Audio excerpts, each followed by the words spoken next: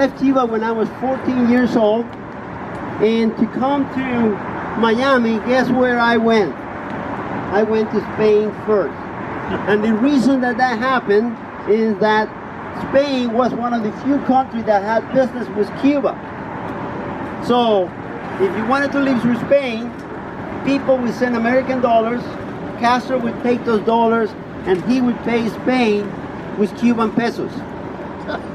I left by myself because there was a law in Cuba that if you were a male, you had to leave the country before you were 15. So my parents, like many Cubans, said this is not going to last forever, and they waited and they waited, and then as I was approaching 15 years old, they said, we got to get our son out of here. So I went to Spain by myself. Many young men were doing this because that was the only way of leaving the country. Then in Spain, there was a priest who had a boarding house, and the young man stayed with him until the charter flight was full to go from Spain to Cuba, to the United States. And thank God, a year later, my parents came to the United States through the Liberty flight, and we moved to Texas. Okay, I want to show you a timeline that I put together so you kind of see what has happened in Cuba.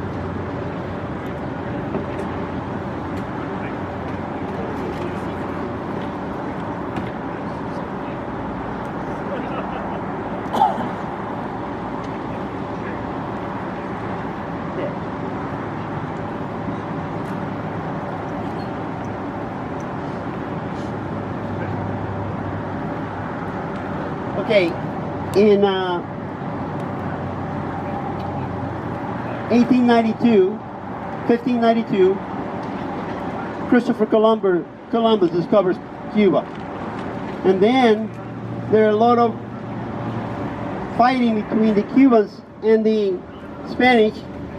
And finally, in 1902, Cuba is granted independence. We have had a very tumultuous political history in Cuba. A lot of corruption. And like Jesse was saying, sometimes we get what we allow to happen. In 1963, Fidel Castro attacks a barrack, and he is sent to prison. He is released, and then back in 1959, he wins the war against Batista. Fidel Castro was in a place called Sierra Maestra, which is right here.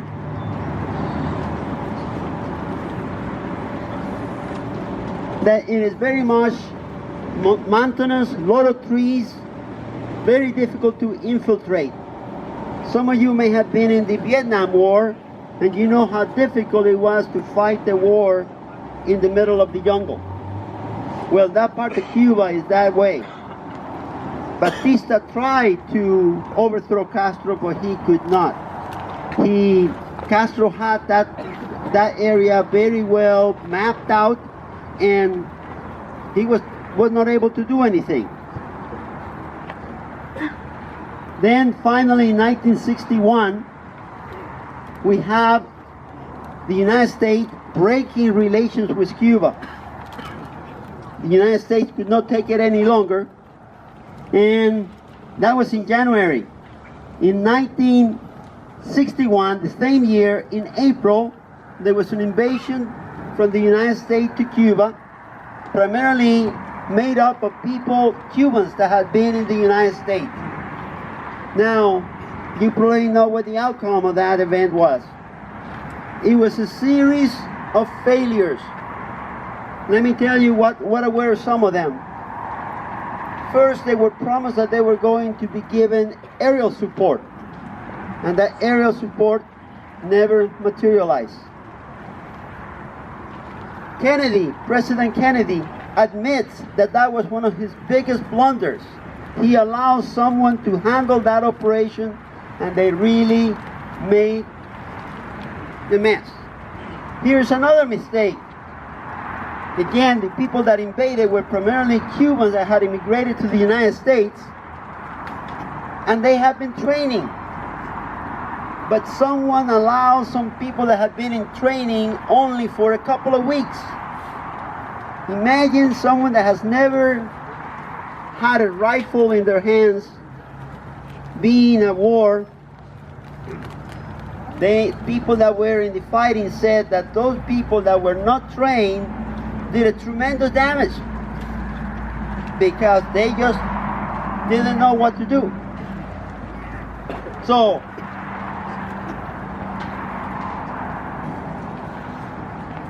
that didn't go anywhere.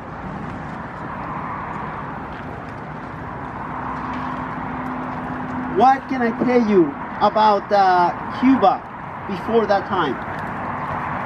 Cuba was a paradise. But we had our problems.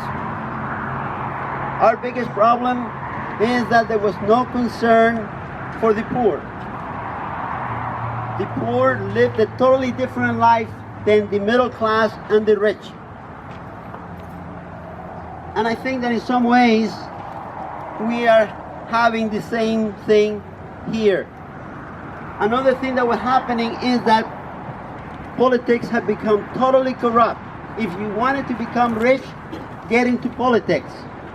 They would appropriate enough money to build a freeway this wide, but when the freeway was built, guess what they would do? They would build it this wide, and guess where the money went?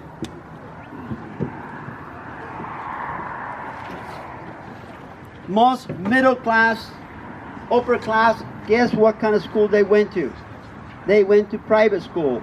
I went to private school 1 year, and then Fidel Castro came. And of course, all of that stopped. The government schools were not good. Sometimes the teacher would not even show up. You get a teaching degree. This is from my mother's experience. She gets a teaching degree, and now she applies for a job. Guess what you need to do? You need to appear before a senator or a congressman to approve you. So it was a very bad political system. Guess what many people did? They became totally separated from the political system. Now, I need to tell you that in Cuba, it's very different than here. All the political activity took place around Havana. Camagüey was a little bit slower pace. I never heard my father, my uncles going to vote because they know that it was useless. So here comes Castro. Again, when there is so much corruption in the government, it is easy for someone to come in that is making all kind of promises. Maybe some people knew that Fidel Castro had some communist ideas, but the people in Camagüey, they said, this man is promising some great things. The situation is really bad. Let's welcome him. I remember I was 7 years old when Fidel Castro came into town on a tank, and my parents took me out to wave at him. Everybody was hopeful that he was going to turn things around. But guess what? He finally takes over.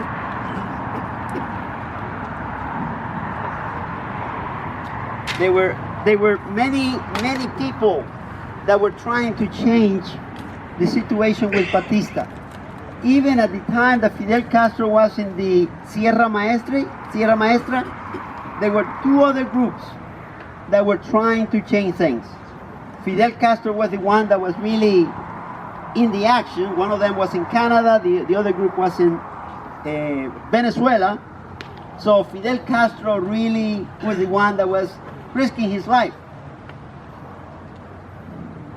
Also, none of the groups really had the support of the United States, because the United States had made a commitment to Batista.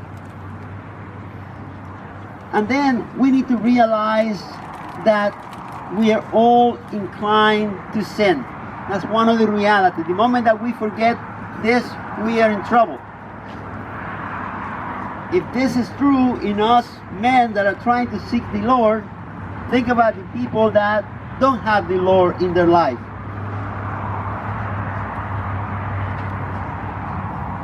I want to read you a quote from Chuck Colson. Most of you know who Chuck Colson is. This man was involved in Watergate, and he was convicted. He was sent to jail, and in the way to jail, he had an encounter with the Lord. This man turned his life around. This man did a lot of collaboration between Protestants and Catholics. And here's what he says. There is a crisis of character, a loss of what traditionally thought Western civilization have considered those inner strikes and inner virtues that prevent us from pandering to our own darker instances. In this book that he wrote, Born Again, he says, Watergate has raised so many questions. Can humanism ever be the answer to our society? There is an almost notion that man can do anything if he put his wills to it. This was once my credo. Having seen through Watergate how vulnerable man can be, I no longer believe that I am a master of my destiny. I need God. I need friends with whom I can honestly share my failures and feelings of inadequacy. You know, I'm thinking what Jesse was talking about. What does F stand for? Fraternity. Okay? So Fidel Castro, being a very strong personality, he kind of went in a certain direction. Maybe he had some original good ideas. Maybe he did see the need for change, but that didn't last long. Let me tell you another example of this man. Many years ago, Cuba decided to begin using artificial insemination for animals. They had never done that before. And Fidel Castro decided that he is going to completely switch to artificial insemination. Some of the experts say to him, how about if we start with this little farm over here? Fidel Castro said, no, I want to do it all at once. And apparently the business of cattle ranching almost went down the tube, because he did not have the wisdom to know that when you try something new, you need to do it incrementally. Let me tell you another thing about this man. Like I mentioned to you, there was a need for change in Cuba. This is the reality. There were some people, some very affluent people that supported him. So he takes over, he started making those changes, and some of those people that had contributed a tremendous amount of money said, we don't like the way this is going. So they call up a meeting to meet with him. A lady that used to live here in Phoenix, in those days was a student, and she was setting up tables for this meeting that was going to take place. So the meeting begins, and they have several people. Fidel Castro. Every one of them gets up and expresses their concern for how things are going. Fidel Castro listened to every one of them. After everybody had spoken, Fidel Castro gets up, gives one of those speeches that he is famous for, and Maggie, the lady that I met here in Phoenix said that Emilio Bacardi, one of the owners of Bacardi rum, gets up with a check and says to him, "Fidel, count on us." So they had been there to express their concerns, and he was able to dissuade them. You need to realize that this man had some gift. It's very sad that he used it for what he did, but he certainly had some gift. I say, sometimes I think, wouldn't it be wonderful if we raise children that have the ability of being persuasive? But persuasion based on the truth, on the Word of God.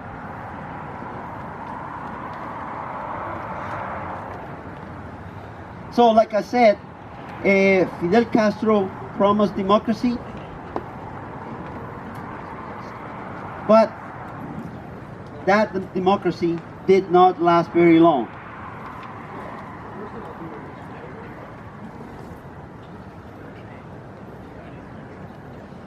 Guess what happened once he took power? Anybody that had disagreed with him was wiped out. The firing wall was one of the most active places in Cuba in those early days. Every city block had what is called a Comité de Defensa. This is a house, and their job is to check on the entire neighborhood, so that if anything is happening, the government will be contacted. Then Castro did a gamble. He allowed all the Cubans who wanted to leave the country. And what happened? He was able to get rid of all the people that could give him problems.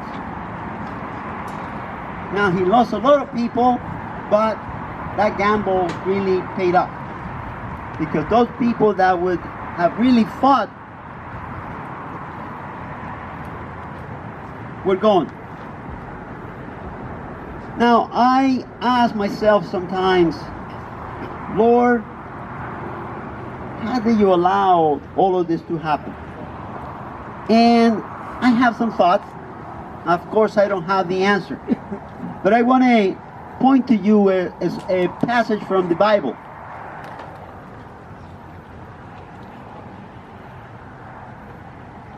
But my people did not listen to my words. Israel would not submit to me.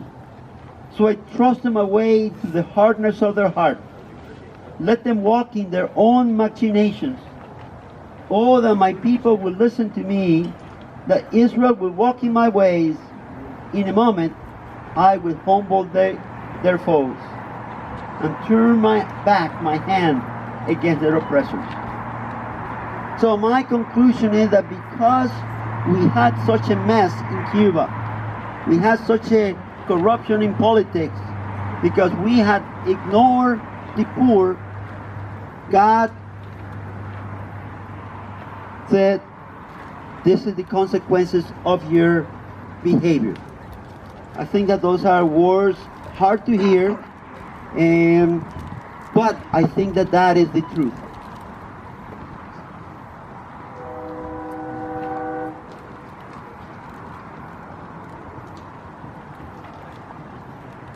Now, I want to say that the situation here in the United States is getting worse by the year.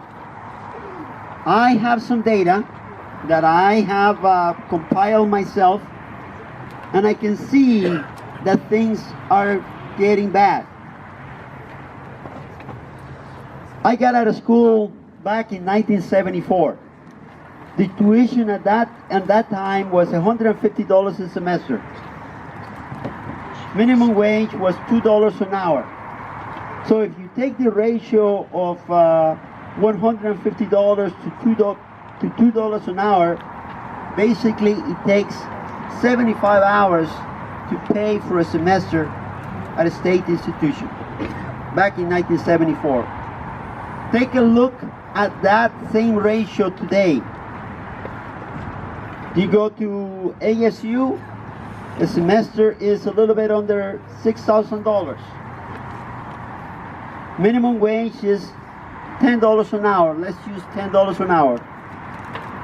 If you take the ratio of those two numbers, guess how many hours it takes to complete one semester? 567 hours. If you take the ratio of the way things were now to the way they were back in 1974, for the student, it's gotten almost 8 times worse. See those numbers? This are numbers that I know, that I experienced back in 1974 and today. Let me share with you another statistic that is along the same lines. Let's look at the cost of a house. Back in the year 1974, a house was $35,000. And my starting salary back in 1975 was $16,000 a year. So again, if you take the ratio of those two numbers, it would take me a little bit over 2 years to pay for the house. Of course, you wouldn't do that because you had other expenses, but this is just a number that allows you to see the situation.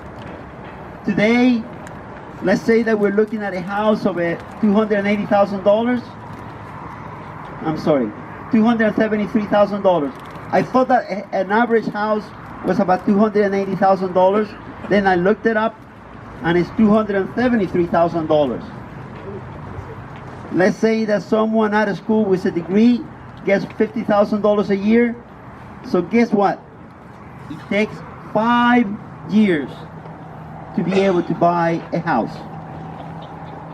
President Michael Crow, who looks at numbers quite a bit, he's saying that the gap between the poor and the rich is getting wider. It is wider than ever been before. And the speed at which those two are separating is faster than it's ever been before. So I bring these numbers to you because you know the other crises that we have in this country. You know that we do not treasure life in the womb. You know everything else that has been mentioned. But this is also a real problem. It is a real problem in South and Central America. That is why many of those countries are falling to communism, because they are not being addressed. Men are not living their Catholic faith. They totally separate themselves from that responsibility in South and Central America.